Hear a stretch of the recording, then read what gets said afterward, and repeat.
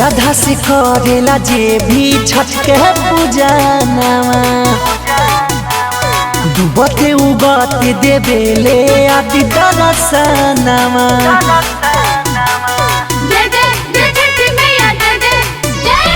श्रद्धा से करेला जे भी छठ के पूजनवा डूबते उगते देवेले आदि दर्शनवा।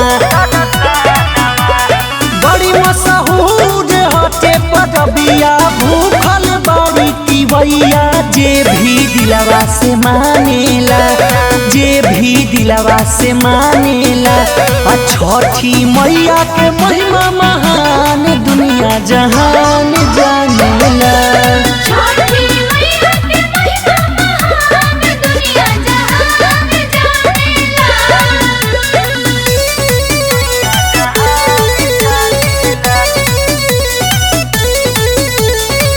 Dance studio Arrah.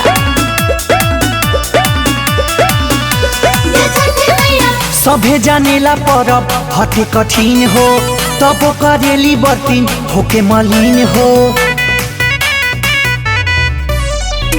सभे जानेला परब हटे कठिन हो तब करेली बर्तिन होके मलिन हो।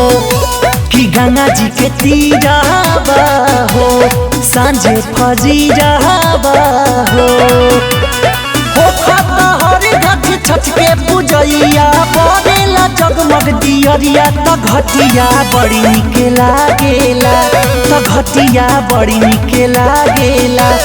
छठी मैया के महिमा महान दुनिया जान जानेला।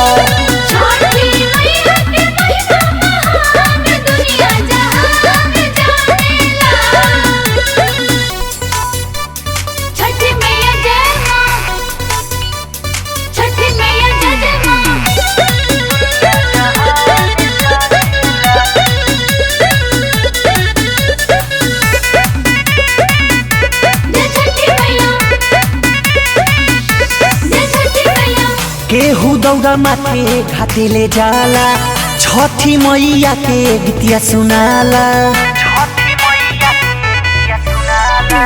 केहू दौड़ा माथे घाटे ले जाला छठी माई के गीतिया सुनाला। कीड़ा के से रोशन गईले हो मेहर संगे दौड़ा उठैले हो। करले बखान पर धूमन मुनिला लगावा तावे सद्भावन सभे दर्शन पावेला, सभे दर्शन पावेला। छठी मैया के महिमा महान दुनिया जहान जानेला।